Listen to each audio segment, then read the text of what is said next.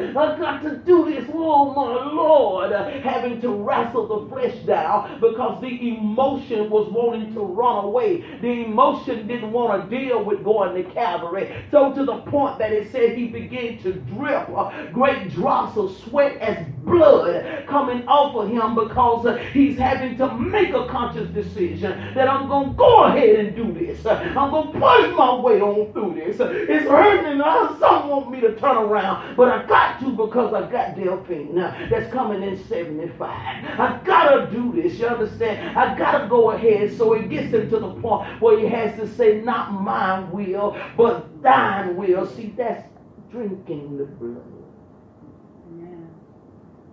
We don't understand covenant no more, y'all. We don't understand covenant, y'all. That's the reason why we're so quick to throw them away. Because we don't understand covenant. See, when you understand covenant for real, God help me. When you understand covenant for real, you have a whole different look. When you bring about, first thing is, a covenant is everlasting. So, he's telling them, they tripping, how we going to do this? How this man going to give us of his flesh? Verse 54, he says, whosoever eat my flesh and drinketh my blood has eternal life, and I'll raise him up in the last day. Check out what he says. I'm going to raise him up in the last day. So just in the nick of time, you're going to get up. You hear me now? Yes. Just in the nick of time. So I want y'all to understand something. There is no situation that can defeat you. Even if you seem like you in the lowest of the lowest, baby, just hold on. He coming in the nick of time. You just got to have the mentality like them Hebrew boys. They said, where is your God? They say if he don't, it ain't sure ain't because he can't. I bet you that. Where is your deliverer at now? Oh, he here. He here. You have to have the mentality like Jonah and just tell the truth about yourself. That's one of the things we have a hard time doing, is telling the truth about ourselves. See, Jonah told the truth about himself. I got mad respect for him for that. Even though he was running in the opposite direction of where he was supposed to go. When the captain them went down there and got that joker, and they said, listen, who is your God? He said, look, let me tell y'all something. My God is the God of Abraham, Isaac, and Jacob, man. Y'all, I'm the reason why y'all going through this. It's me, because I'm trying to go somewhere I ain't got no business. Trying to do something that I ain't got no business. So see, mad respect for the man for telling the truth, because he understood he was under a covenant. See, when the Lord was getting ready, I done told y'all God cut covenant with a person. Y'all better catch it. I got that today. He cut covenant with a person. And so this is the thing about it. The Lord told Jonah he wanted him to go to Nineveh and preach the gospel to them in order that they might be saved. Well, Jonah had an issue with Nineveh, so which is a clear indication to let you know that God will ask you sometime to do that which is hard, that you don't want to do. Take your butt back over there to that ministry. I don't want to, but the Lord is instructing that it be done. You see what I'm saying? He will tell you to do things. Bless that place. Bless them. I don't want to bless them. But you better go on ahead and bless them. So that is the Lord now telling Jonah to do this. Jonah doesn't want to do it. So Jonah is reluctant to do it. So he goes out on his own way. But if you notice, he still told the truth because he knew he was out of position. He didn't lie to the folk. He said, listen, it's me. It ain't going to get better for y'all till you throw me overboard. It ain't going to get no better for you.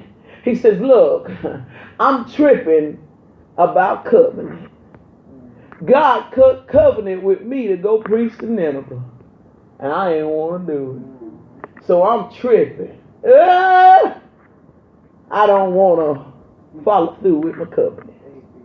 Oh, baby. Okay, so help them understand a little bit more about covenant. Pastor Lee, would you do that? I don't mind. I'm glad y'all want to know. Check this out. It's so to the point. God is so respectful of covenant Let me tell you, dang, how strong and powerful covenant is. The people were they were so adamant about having a king. They just wanted to have them a king, right? They just had to have them a king. That's like a woman that just gotta have a man. I just got to have me one. It don't matter. I don't care who it is. It can be Billy Bob, Johnny Red. I just gotta have me a man. So they just got to have them something when they cut covenant. Okay, so the Lord gives them Saul, right? And the thing of it is, how about the Lord is so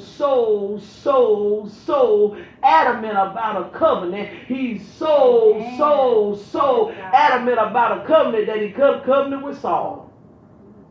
You can't get away from it. He said, I got to have covenant in order to be able to deal with you. God won't deal with you without a covenant. A covenant is a contract, basically. So he said, I got to have a covenant. So he cuts covenant with Saul. That's just how much he follows protocol. I feel like blowing up.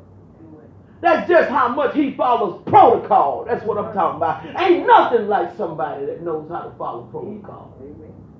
They know how to stay in their lane. He's so constricted and restricts himself to doing what's right and what's proper. He says, look, I don't move without covenant. So y'all want him, but I'm going to have to still cut covenant with him. He cut a covenant with him. He said, I got to have a leader. I got to have somebody that I deal with. When it got time, God cut covenant with Moses. When God wanted to deal with the people, he had to do it through Moses. 10 Commandments came from Moses going on the backside of the mountain. Moses went. Any leading of this house is going to come from me going where it needs to be. To do what needs to be done. Amen. Okay, and so check this out right here, which brings me to this point to throw in sidebar for y'all. Moses goes and gets the 10 Commandments. The people wasn't there to hear him. He could have came back with anything. So my point to you is this right here. You're not going to always hear God when he talks to me. You're not going to always know what God is saying to me. It is just your position to make sure that you know how to follow. Learn to be a good follower, and that's what makes you a leader. Knowing how to stay in position. They lost their ability to be leaders in the garden because they didn't know how to be great followers. He said, don't eat of the tree in the midst of the garden, followers. But because they didn't know how to be great followers, they lost their privilege to be great leaders. Y'all better hear what I'm saying to you. Amen. If you don't know how to follow, you ain't going to ever know how to lead. Amen. You got to. So he cuts covenant. That's how he operates. That's why a covenant will get you messed up. Do not touch covenants. Don't do it. People come to you and they in a covenant. So back off. I can't mess with that. Well, what you think I should do about it? Hey, sweetheart, listen. You might want to talk to the Lord about that, because I can't touch that one. I ain't telling you what to do, because that's covenant. It's a difference in you coming to me telling, girl, what you think? You think I should get this dress or not? Well, how you think this dress look on me? Now, that's not covenant. But if you married and you come talking to me about something going on inside your marriage, it's a particular way I'm going to handle that. Because that's covenant. You best believe I'm going to be easy how I fool with that one. Because that's covenant, see? Covenant will get you messed up. Because God going to come for that covenant. Y'all better hear me. Y'all think it's a joke, don't you? You think it's a game, but baby, let me tell you something. At the judgment seat, all he gonna talk to us about is that covenant. How much did we do based off that covenant that we cut with him? What covenant did I cut with you, Lord? You remember when you came to that altar and you gave your life to me and asked me to come into your heart and to save you. You remember when you took that communion juice and that cracker and said that this was my flesh that you was eating and that this was my blood that you was drinking. Don't you realize you cut covenant with me then? So I want to talk to you about that. What did you do? That's what the judgment seat going to be about. What did you do with this covenant? How did you respect the covenant that you made with me? Covenant was there was preliminaries and principles that I had in place. How many of the principles and preliminaries did you keep? It's covenant. That's covenant. Covenant says, Galatians chapter 5, you did run well, but who hindered you? See, what he's saying is you let somebody beat you at your covenant.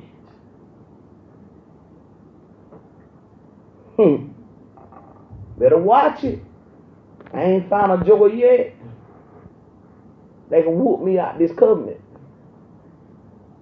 You have a pearl tip on it. I don't want it.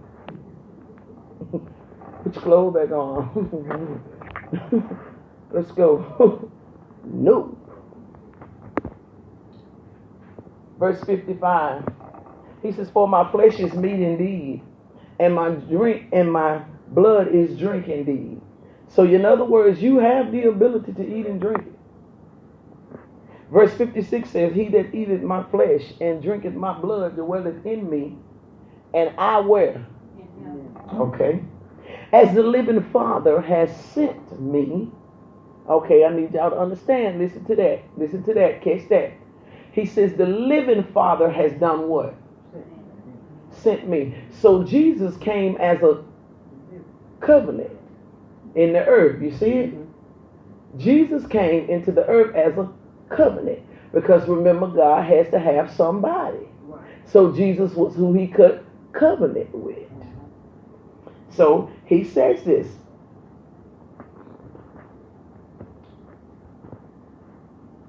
As the living Father has sent me, and I live by the Father. I live by the Father. So he that eateth me, even he shall live how? By him. Okay, I need y'all to catch that terminology.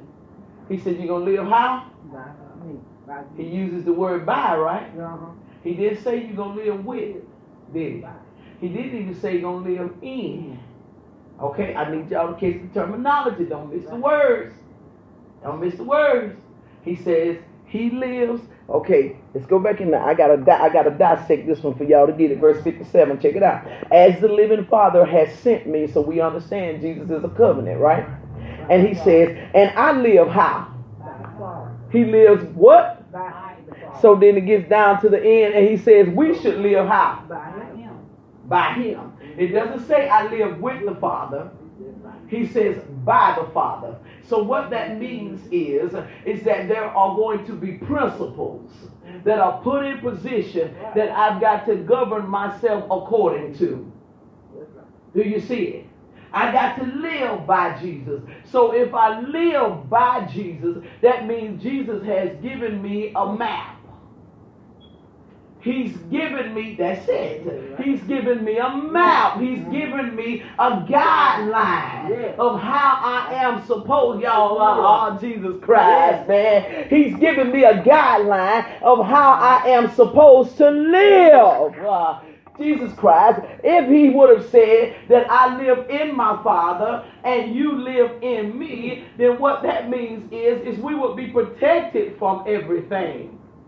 Because if it's in something, that means it's hid. He didn't say it like that. He said by. So then there are principles and guidelines that I give that you got to live by in order for you to have, y'all. But not let folks trick y'all telling you that you can do anything you want. Y'all spy that lie you want to. Telling you can live any kind of way and all that type stuff and still be a Christian and God know my heart. Yeah, he do. That's why he's trying to change it. because he know it, that is desperately wicked above all things, baby. And it says, who can know it? It says. It also says, for the Lord tried the reins of a man's heart to see whether they be of him or not. Right? So yeah, you right, the Lord do know your heart. He sure do.